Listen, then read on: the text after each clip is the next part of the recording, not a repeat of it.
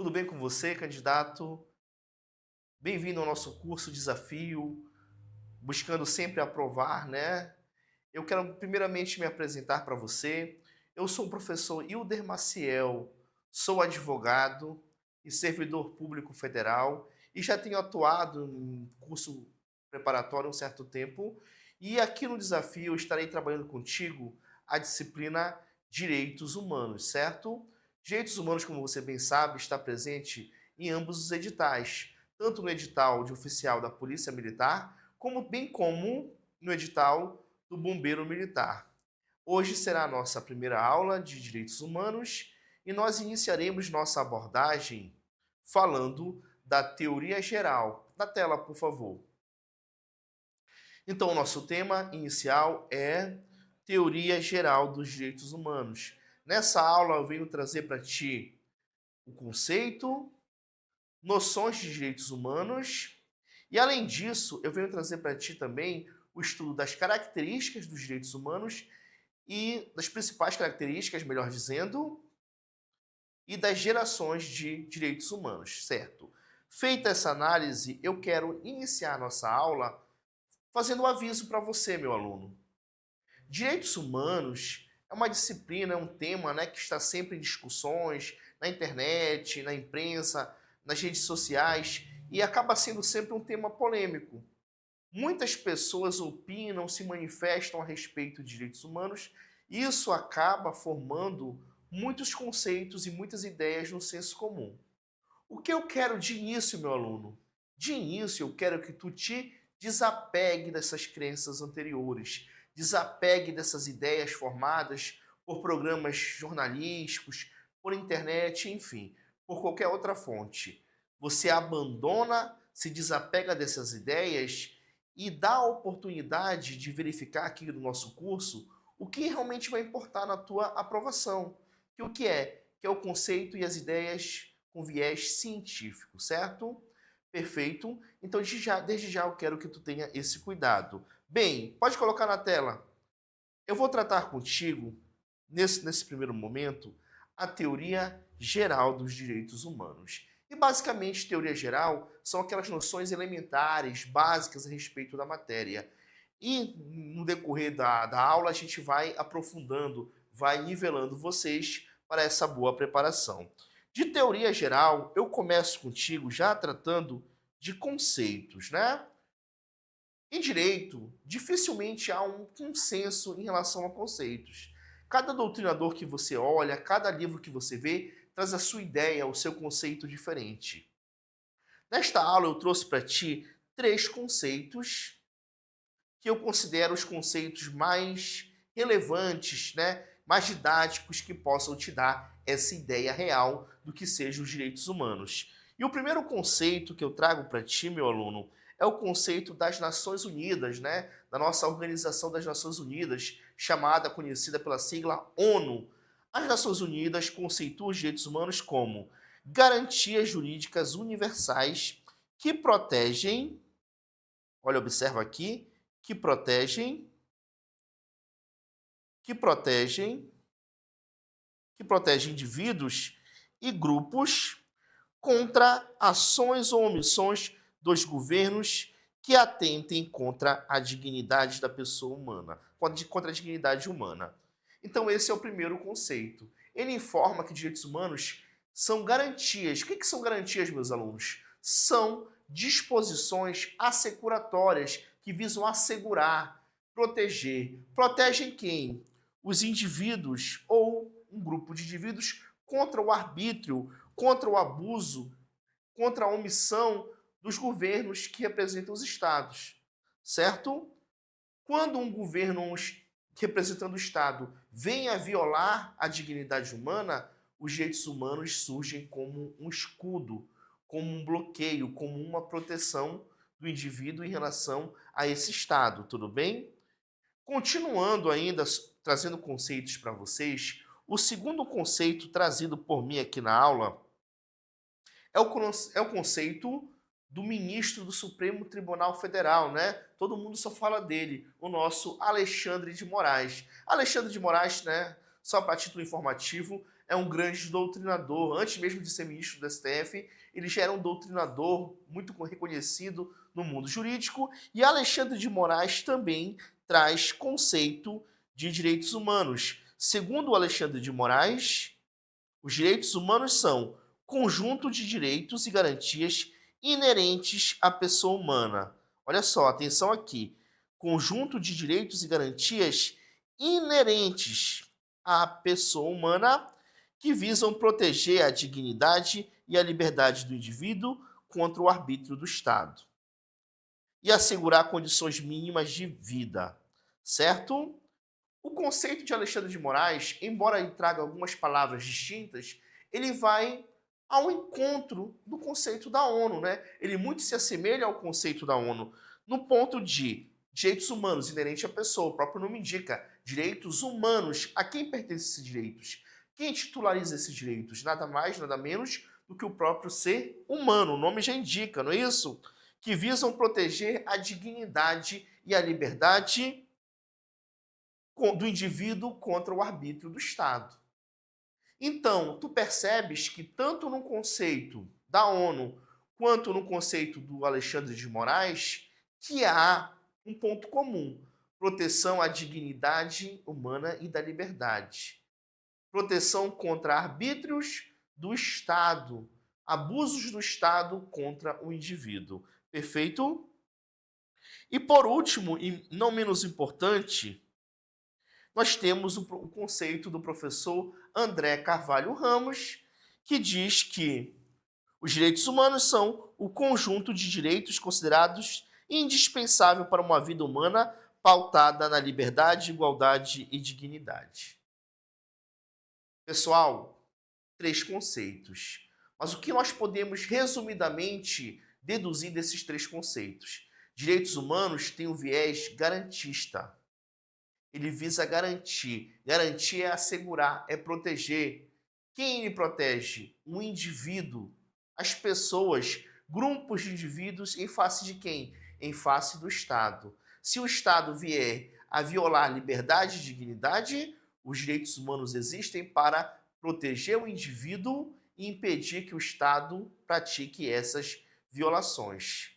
Nessa relação Estado-indivíduo, meus alunos, é uma relação assimétrica. Assimétrica porque ela é desigual. Evidentemente, o Estado ele está acima, ele é muito mais poderoso do que o indivíduo. E os direitos humanos então servem como um equilíbrio, visando equilibrar. Ele traz disposições que protegem o Estado de abusar do seu poder, de violar a dignidade e a liberdade do indivíduo, como eu já falei, e assegurar as condições mínimas de vida para o indivíduo.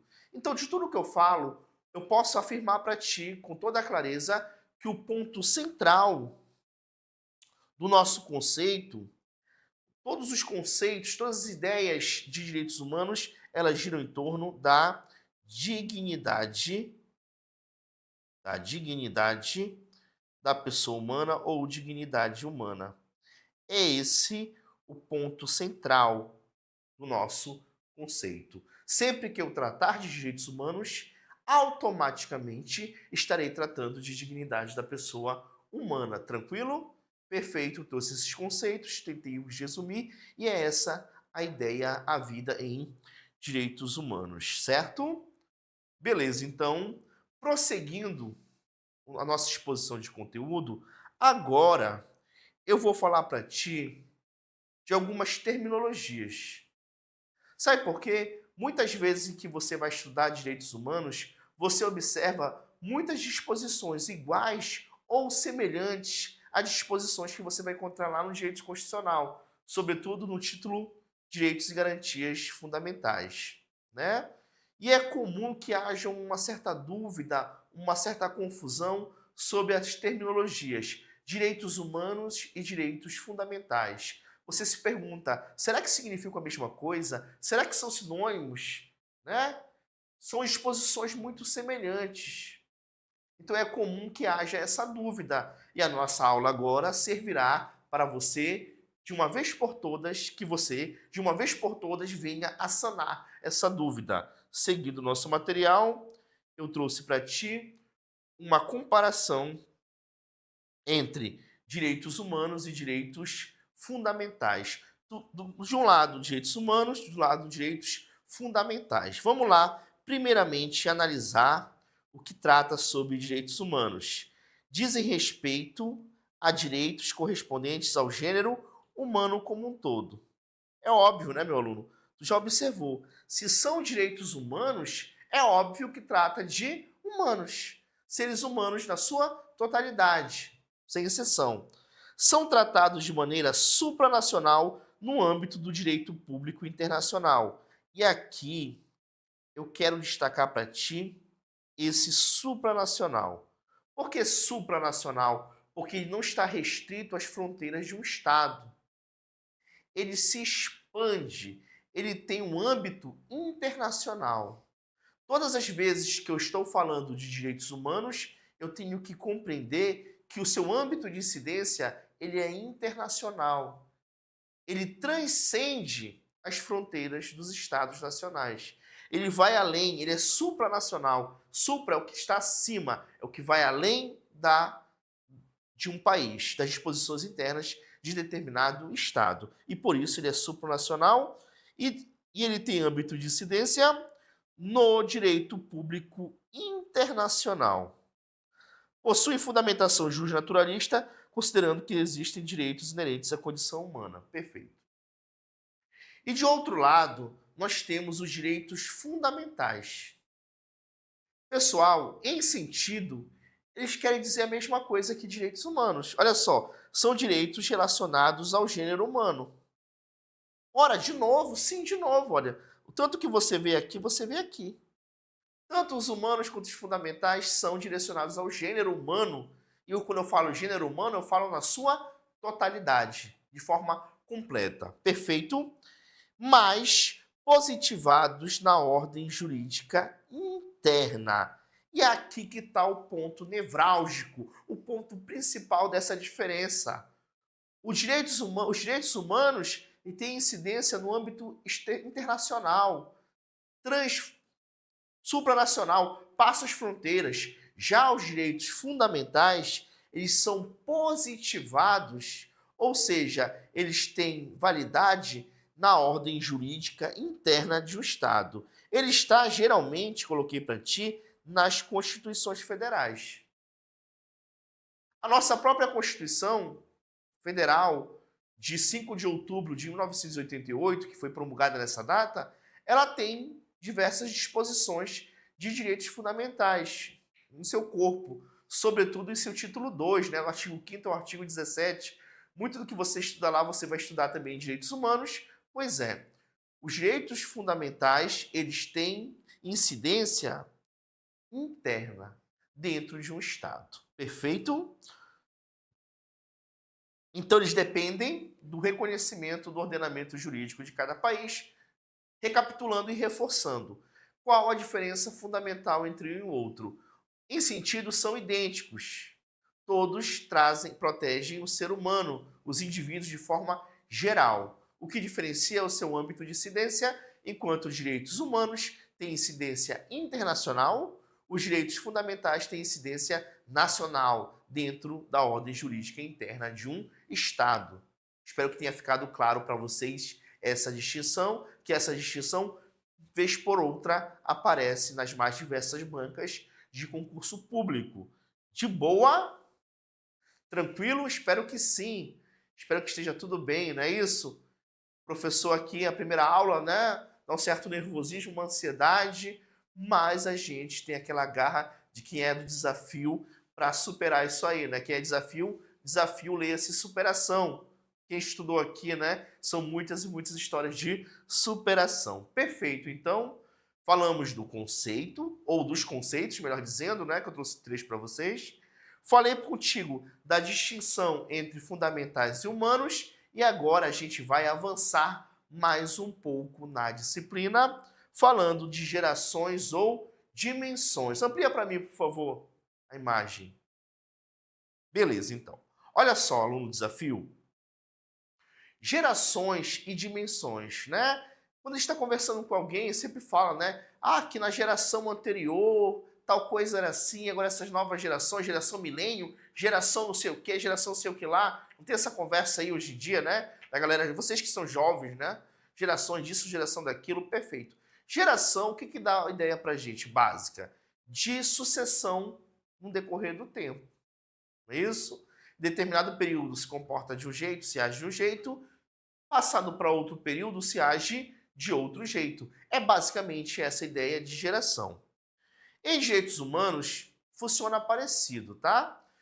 Gerações em direitos humanos, é importante dizer para você, também é tratada como dimensão. Então, na tua prova, pode estar geração ou dimensão, e isso quer dizer basicamente a mesma coisa, tá? Tem uma discussão doutrinária aí sobre a diferença, mas não tem tanto efeito prático, então pode parecer geração, bem como dimensão. Dimensão para a doutrina é o nome mais adequado, mas em provas de concurso público aparece tanto um termo quanto o outro. Beleza? Põe na tela para mim o material, por favor. Agora nós vamos falar de gerações ou dimensões de direitos humanos. Certo? Essa ideia de geração foi teorizada por um jurista francês chamado Karel Vazak. Certo? Esse cidadão, ele distinguiu os direitos em 3 gerações, certo? E qual foi o critério que ele utilizou para classificar essas gerações? Ele utilizou o lema da Revolução Francesa, que consta no teu material, né? Eu creio que todo mundo saiba qual é o lema da Revolução Francesa, que compõe-se de 3 palavras: liberdade, igualdade e fraternidade. Liberdade, igualdade e fraternidade. Ou se tu quiser impressionar a morena, né? Tu lança um francês para ela. Liberté, igualité e fraternité.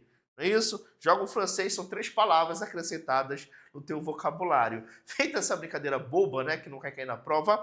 Mas eu quero que tu grave. Ele associou as gerações de direitos humanos a essa ideia de liberdade, igualdade e fraternidade. E meu aluno, não complica o que é fácil. Pessoal, é só seguir a sequência. Liberdade, igualdade e fraternidade. Liberdade, eu falo de direito de primeira geração. Igualdade, eu estou falando de direito de segunda geração. E bem como fraternidade, eu estou falando em terceira geração. É só seguir a ordem. Liberdade, primeira geração. Igualdade, segunda geração. Fraternidade, terceira geração. Sal, não tem mais o que falar.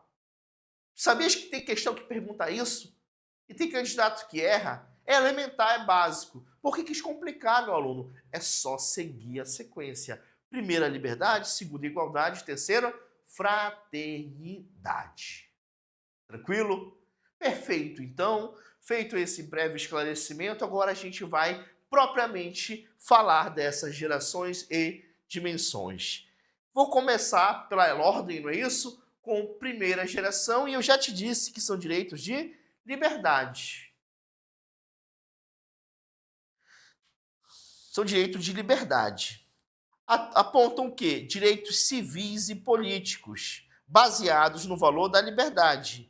E aqui, quando eu falo de liberdade, eu estou incluindo um serial de direitos, meu aluno. Eu estou falando de liberdade de expressão, eu estou falando de liberdade de pensamento, liberdade religiosa, liberdade de associação, liberdade de reunião, direito à vida, à segurança, à igualdade perante a lei. São os direitos que se destacam nesse direito de primeira geração. Essa primeira geração, meus alunos, ela tem um apelido, ela tem um nome, né? Ela é chamada de geração absenteísta. Geração absenteísta. E por que será que ela tem esse nome? Porque ela defende o absenteísmo estatal, que significa nada mais do que o Estado se abster de interferir na esfera do indivíduo. O Estado não interfere na vida de ninguém, menos ainda na economia. Ela é filha, essa geração é filha das revoluções liberais do século XVIII, que defendiam o chamado liberalismo econômico. E no liberalismo econômico, o Estado tem que deixar as pessoas livre. Não é isso? Essas ideias de liberalismo, elas ganharam força o quê? Nas revoluções burguesas, né? Nas revoluções liberais, como a independência dos Estados Unidos e a Revolução Francesa. Certo? Então aqui, repetindo, recapitulando, o que caracteriza é o absenteísmo, é a não intervenção do Estado. Características, rapidamente, são direitos individuais que o Estado tem a obrigação de proteger. Ou seja, eles têm o caráter pessoal, individual. O Estado protege, certo? Ele não interfere, mas ele protege a tua liberdade. Eu tenho liberdade de credo, liberdade religiosa. O Estado tem que me garantir, por exemplo, a minha liberdade de culto, de profissão da minha fé, proteger os locais de culto e liturgia. Só a título de exemplo desse direito de primeira geração ou primeira dimensão. Perfeito. Então, na tela, por favor.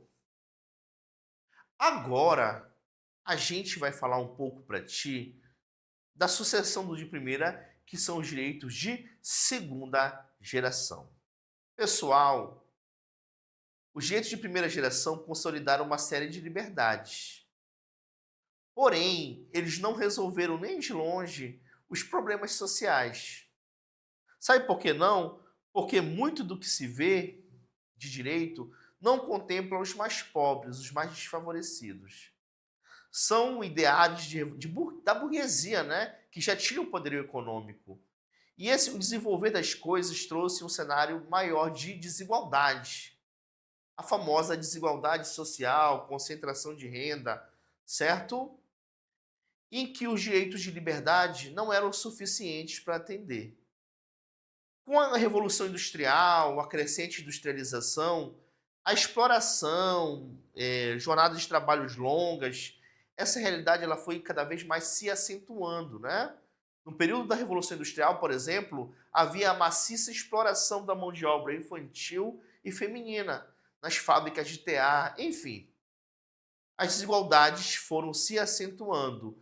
E os trabalhadores, que eram vítimas, vamos dizer assim, desse processo, começaram a se unir, a se juntar e organizar movimentos sociais no sentido de exigir melhoria nas condições de vida e nas condições de trabalho, buscando promover a igualdade, né? Nesse período que surgem as chamadas ideias socialistas, enfim. Isso aí você já bem sabe de história.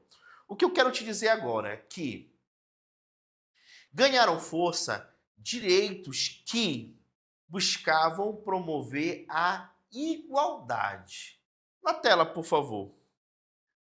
Que são os direitos de segunda geração. Já te indiquei aqui, né?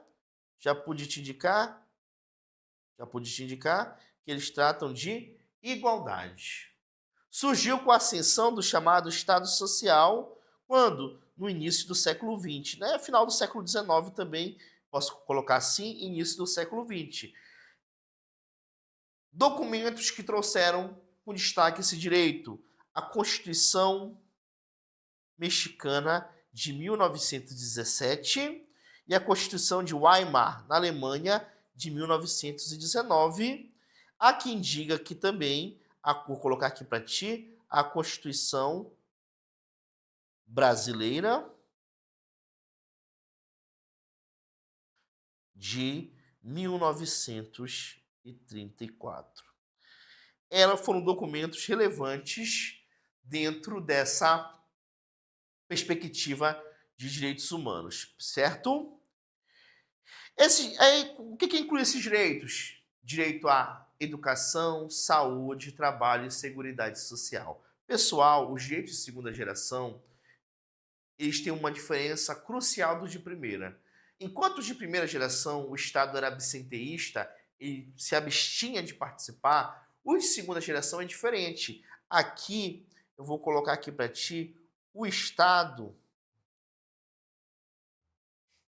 ele é prestacionista, ou prestacional. Ou seja, nos direitos de segunda geração, diferentemente dos de primeira, o Estado não está mais de braços cruzados. O Estado, agora, ele tem dever para com os indivíduos que o compõem, para com o seu povo. Então, esse Estado que era absenteísta, ele passa a ser prestacional. Quando eu falo de direitos de segunda geração, eu estou falando de um fazer estatal. O Estado deve fazer, o Estado deve realizar. Tudo bem? Exemplo, é ou não é obrigação do Estado construir escola e creche para que o teu filho estude? Construir unidade básica de saúde, hospitais, enfim.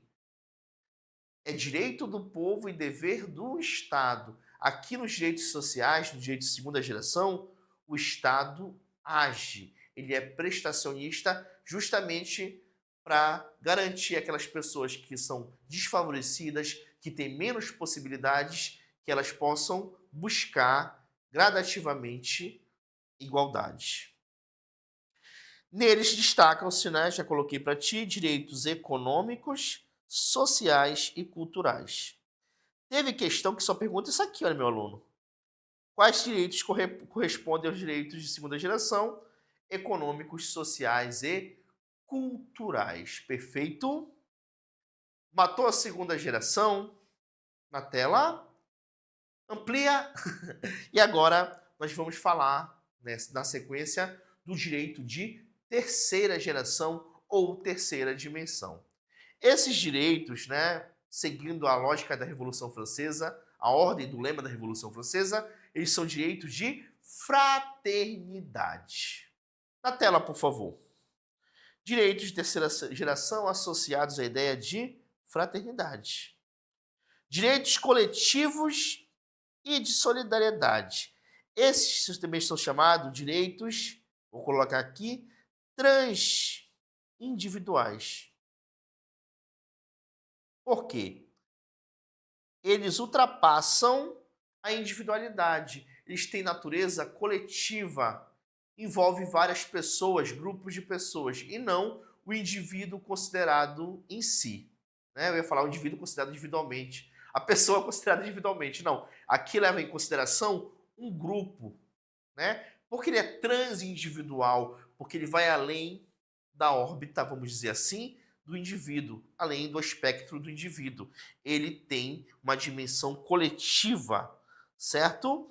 Essa terceira geração surgiu com a globalização, né? O mundo foi se expandindo, as interações político-econômicas, sociais entre as nações foi aumentando e foi surgindo esse direito que estão baseados na ideia de fraternidade, solidariedade. Quais são esses direitos? O que inclui? Destaquei para ti direito ao desenvolvimento, direito à paz, ao meio ambiente equilibrado e à autodeterminação dos povos. Certo? Beleza, são as 13 direções. Alguns autores mencionam quarta, quinta e até sexta geração, perdão. Mas o que eu destaco para ti é que não há consenso doutrinário. E a própria Fundação Carlos Chagas trouxe uma questão que a gente vai resolver no futuro, que fala que não há um consenso doutrinário quanto às outras gerações. Então, em concurso público, predominantemente, são essas 3 gerações que você tem que se preocupar. Tudo bem? Porque não há consenso em relação doutrinário em relação às demais, como eu falei ainda há pouco. Perfeito? Perfeito, então. Falei de geração, é um dos temas que mais aparece na tua prova. E agora a gente vai avançar um pouco, né? Remando para a beira, como diz o caboclo, para falar um pouco falar com todo cuidado das características. Perfeito? Beleza, põe na tela aí. Passou um pouquinho aqui, mas a gente vai lá. São diversas as características dos direitos humanos, tudo bem? Vou falar das principais contigo aqui, dando destaque às palavras-chave ao que mais aparece em prova. A primeira delas é a universalidade. O que é universalidade? É universal, pertence a todos. Significa, resumidamente, que os direitos humanos são aplicáveis a todos os seres humanos. E quando eu falo todos os seres humanos, eu falo indistintamente, independentemente de raça, sexo, nacionalidade ou religião. Os direitos humanos são para todos, mesmo para a pior pessoa do universo. Bandidão, safadão, o que for. Ele também é titular de direitos humanos. Universalidade, todas as pessoas. Outra característica é inalienabilidade. Não podem ser transferidos, vendidos ou cedidos de uma pessoa para outra. Eles são inalienáveis. Eu não posso transferi-los, vendê-los, comprá-los. Eles são titularizados por cada pessoa e não estão, como dizem, para negócio.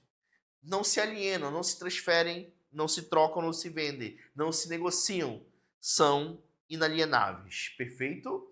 Outra característica, interdependência. A realização de um direito depende da realização de outros, todos essenciais para a dignidade da pessoa humana.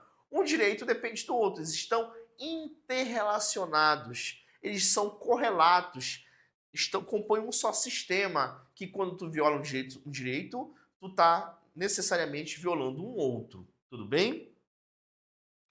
Outra característica é a indivisibilidade. Indivisibilidade, meu aluno, é que não se divide, é que compõe um só sistema. Tudo bem? Violou um, afeta todo um conjunto, todo um sistema. Vou falar agora de outra característica que a FCC gosta, que é a imprescritibilidade.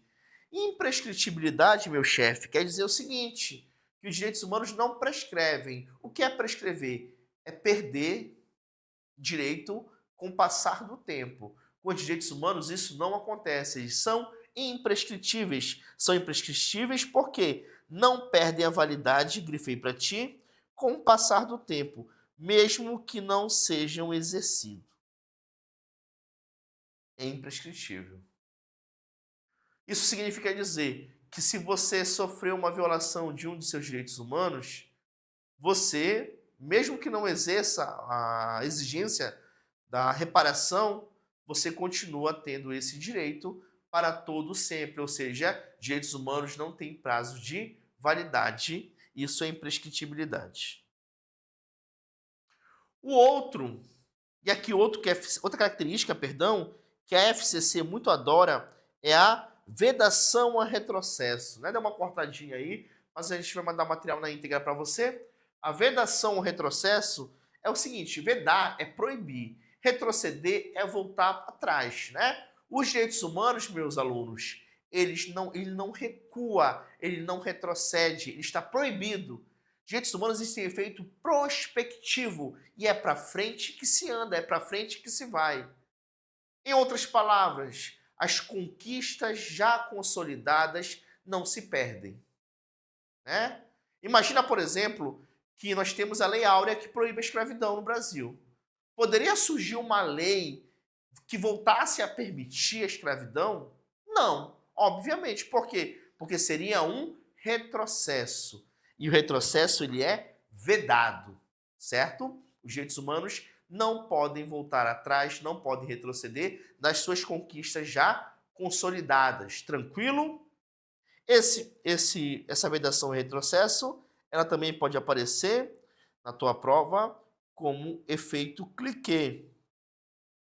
Cliquet nada mais é do que o instrumento de alpinismo né, que impede que o alpinista ele caia, ele diminua, ele retroceda na montanha, para dar esse efeito cliquet. Vedação, retrocesso. E vamos agora falar da historicidade. Historicidade, o nome já é muito indicativo dessa característica, né? Os direitos humanos são resultado de um processo histórico de conquistas e lutas. Os direitos humanos, meus alunos, são produto de um longo processo histórico evolutivo. Quem pensa que os direitos humanos são instantâneos, acontecendo do nada, não. Ele tem uma estrada longa, uma jornada tortuosa. É avanço, é retrocesso, é resistência, é reacionarismo. Então, a historicidade demonstra que eles decorrem de um longo processo histórico evolutivo, ou seja, de muitas lutas e batalhas, né? Quem estudou história sabe a luta que foi para por fim a escravidão, por exemplo. Tranquilo? A nossa penúltima característica é a inexauribilidade, quase não falo. O que é resumidamente? Os direitos humanos são inexauríveis. O que é inexaurível? É aquilo que não se exaure. O que se exaure? É aquilo que acaba. Não é isso? O que se esgota. Os direitos humanos, papai, não se esgotam. Em hipótese alguma, muito pelo contrário, eles só podem ser ampliados e desenvolvidos com o tempo. Não pode acabar, pelo contrário, eles podem aumentar e devem aumentar. São conquistas da civilização, da humanidade, e por isso devem permanecer e se ampliar e jamais se exaurir. Por isso são inexauríveis. E a nossa última também, uma que a FCC gosta muito, é a irrenunciabilidade. Irrenunciável, eles são irrenunciáveis. O que é renunciar? É abrir mão, não é isso? É abrir mão. O professor Edvander pode abrir mão, ele quer, deseja abrir mão de um direito humano que ele tem. O professor Jonildo, o professor Russo, o Jorginho, nosso querido Jorginho aqui, eles podem abrir. É uma manifestação de vontade. Eu quero abrir mão dos meus direitos humanos. Mas isso é possível? Não, não é possível. Sabe por quê? Porque eles são irrenunciáveis. Meu aluno, minha aluna, tu não pode abrir mão da tua dignidade. É proibido. Ninguém pode renunciar aos seus direitos humanos. Essa é a característica da irrenunciabilidade. Tranquilo? Meu querido aluno, minha querida aluna, com isso a gente encerra esse nosso primeiro módulo e eu desejo a você sucesso e que você tenha verdadeiramente gostado dessa aula, né? Solicito que você fale bem de mim por aí. Eu preciso que você fale bem, porque mal já tem muita gente falando. No mais, boa tarde.